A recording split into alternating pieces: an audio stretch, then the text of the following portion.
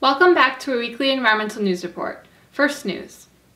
Last week, India's capital city New Delhi experienced air pollution 10 times over the safe limit, with the city's chief minister Arvind Kejriwal describing it as a gas chamber.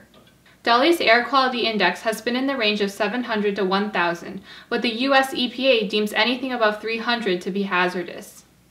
The spike in toxic smog has been attributed to illegal crop burning in nearby farmland, as well as construction projects and pollution from vehicles in a city that lacks adequate public transportation.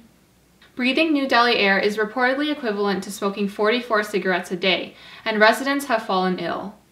In response, the government has closed schools, banned incoming trucks, postponed civil construction projects, and announced new plans to begin implementing a partial ban on private car use as of next week. Researchers have found that flower patches and green spaces in urban cities support healthy populations of bees, one of the most important pollinators in nature.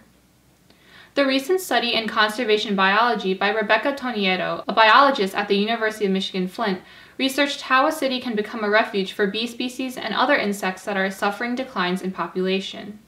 Widespread planting and gardening for bees in parks, residential properties, community vegetable plots, and vacant lots, as well as places such as London Olympic Park and Leary Garden in Chicago, has surprisingly resulted in more diverse and abundant bee populations in the city center in comparison to those in surrounding reserves.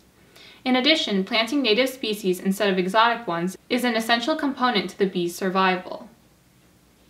According to a new study, huge quantities of nitrate chemicals in runoff from farms are not only polluting bodies of water, but also rocks. In a paper published in Nature Communications, researchers at the British Geological Survey estimate that up to 180 million tons of nitrate are stored in rocks worldwide, in other words, trapped between the soil layer and the aquifers underneath. Most nitrate is concentrated in rocks where fertilizer is heavily used in North America, China, and Europe, and this nitrate will eventually be released from the rocks and seep into rivers via springs. According to the lead author of the study, Matthew Ascott, a large store of nitrate pollution has built up over time, meaning when this pollution is released, it will continue to impact water quality for decades. Georgetown is home to 65,000 residents and located in the oil and gas industrial state of Texas. Its mayor, Dale Ross, is a staunch Republican. However, Ross has recently become a, quote, hero to environmentalists after he made a decision in 2015 for his city to stop using fossil fuels as an energy source.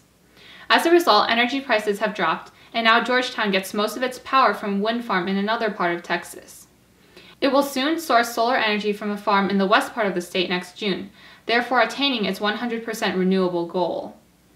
Although conservative, the mayor is willing to compromise with Democrats in an era where climate change is one of the most divisive subjects. Said Ross, "We were on the frontier of the fossil fuel business, oil and gas, and now Texas again is on the frontier of the new energy that's going to be the future." Sucralose, the main ingredient in artificial sweeteners such as Splenda, has been found to track contaminants in household wastewater.